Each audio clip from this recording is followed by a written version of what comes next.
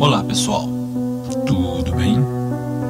Aqui quem fala é o Andy e hoje vamos contar para vocês a história de Rasputin. Rasputin, conheça a história de um dos personagens mais polêmicos da Rússia. Talvez você já tenha ouvido falar a respeito de um curioso personagem chamado Rasputin, um mítico meio maluco que ganhou fama de ser quase imortal no início do século XX. Pois esse homem se tornou uma figura bastante influente na corte russa ao final do período czarista.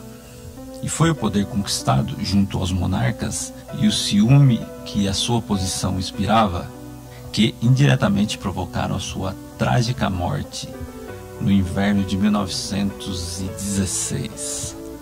Filho de camponeses, Grigori Yesmovich Rasputin, nascido na Pokrovskoye, na Sibéria, em 1869, ainda pequeno, começou a chamar a atenção dos moradores do vilarejo em que vivia, aonde alguns acreditavam que o menino era meio esquisito, enquanto tantos outros diziam que ele tinha poderes sobrenaturais.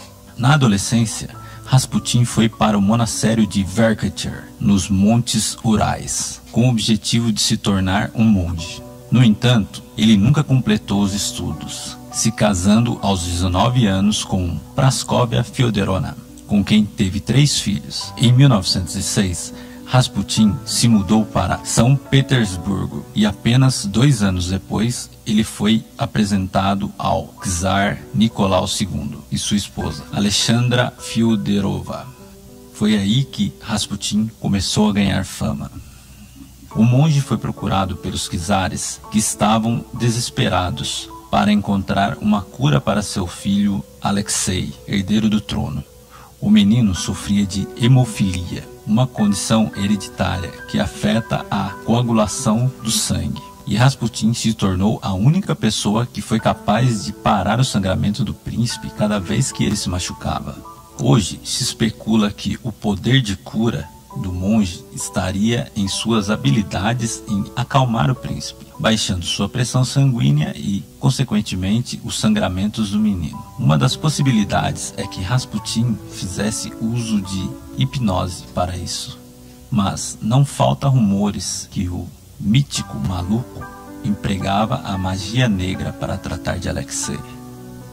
Além das acusações do emprego de poderes sinistros, outro aspecto controverso sobre Rasputin era o fato de que ele dizia ser capaz de livrar as mulheres dos seus pecados, dormindo com elas para ajudá-las a encontrar a graça divina.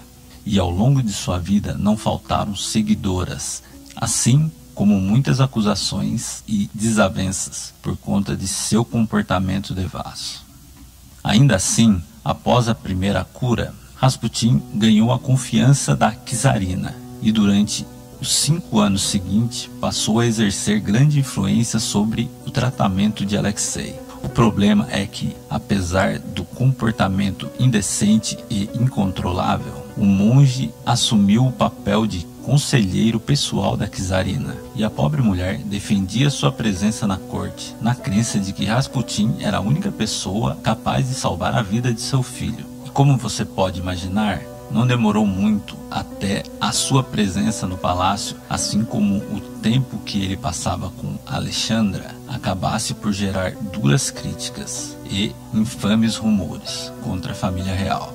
Segundo os críticos, a influência de Rasputin teria provocado o distanciamento dos monarcas do seu povo. Além disso, circulavam rumores de que o monge organizava orgias e de que ele teria mantido relacionamento com diversas mulheres casadas com aristocratas. Um dos boatos, inclusive, sugeria que Rasputin tinha um caso com a própria czarina e, portanto, era uma desgraça para a corte. Tudo isso ocorreu em um período que antecedeu a Revolução Russa, e a tensão, que já era grande, aumentou depois de que o monge lançou a previsão de que a Rússia cairia em desgraça durante a Primeira Guerra Mundial, levando o czar a partir para a batalha e deixar Alexandra encarregada dos assuntos domésticos. Os críticos acusavam Rasputin de usar seus poderes para envenenar a mente da czarina, embora ele tivesse pouca influência sobre assuntos políticos. Foi então que as tentativas de assassinatos começaram. A primeira delas ocorreu em 1914, pelas mãos de uma prostituta,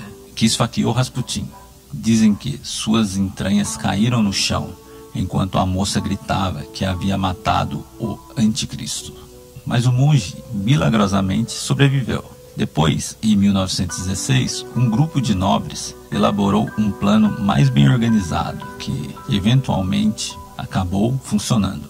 Os nobres convidaram Rasputin para uma visita à residência deles, e lá eles teriam ingerido alimentos e vinho contendo cianeto em uma quantidade suficiente para matar 5 homens. Contudo, o monge não mostrava sinais de envenenamento. Os conspiradores se desesperaram e lhe deram um tiro.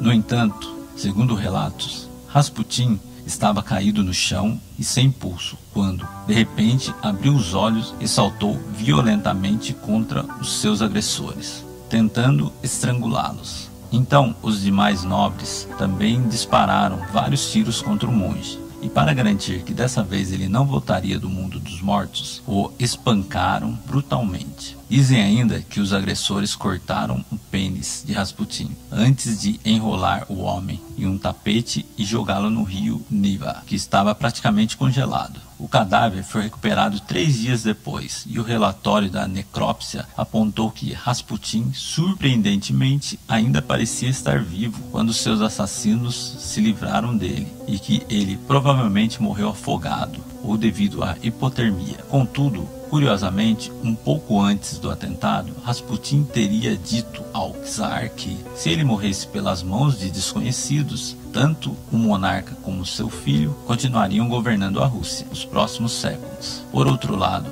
caso ele fosse morto pela mão de conspiradores, o czar e sua família seriam mortos pelo povo russo. Independente do que ele teria adivinhado, isso ou não, menos de 2 anos depois, a família real foi assassinada. Segundo a lenda, depois que os agressores de Rasputin cortaram seu pênis, uma criada encontrou o membro decepado e o guardou. Nos anos 20, o pênis teria ido parar nas mãos de um grupo de mulheres russas que viviam em Paris e que o consideravam uma espécie de amuleto de fertilidade. Após descobrir o paradeiro do membro perdido, uma filha de Rasputin exigiu que ele fosse imediatamente devolvido. Após a morte da filha na década de 70, o pênis trocou de mãos novamente, e o novo dono, depois de tentar leiloá-lo, descobriu que, na verdade, um membro era um pepino do mar. Ninguém sabe ao certo o que aconteceu, nem como a troca do falo por uma criatura marinha aconteceu. Mas, em 2004, o pênis verdadeiro de Rasputin supostamente apareceu. Uma pesquisadora da Academia Russa de Ciências Naturais decidiu abrir um museu dedicado ao erotismo em São Petersburgo, na Rússia. E além de vários pertences de Rasputin, um dos itens em exposição seria o famoso membro. O tal pesquisador garante que o falo, com 30 centímetros de comprimento, foi adquirido de um colecionador francês não identificado e que o item é autêntico. Vai saber, hein? Bem, pessoal, existem relatos que dizem que, na verdade, o médico que ficou responsável em colocar o cianeto na comida do Rasputin, na verdade, ele não colocou o veneno na comida. Então, por isso que ele não demonstrava sinais de envenenamento, porque, na verdade, a comida não estava envenenada, entendeu? E, na verdade, ele morreu pelos tiros ou pelo afogamento, quem sabe. Então, essa foi a minha primeira participação no canal com a voz real, e espero que vocês tenham gostado.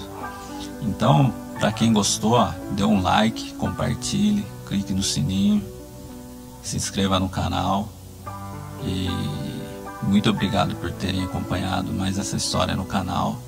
E galera do Assombroso, fui! Então vamos ficando por aqui. Deem o like, aperte o sininho e se inscreva. Vídeos novos 2 vezes por semana. Muito obrigado pela audiência e fui.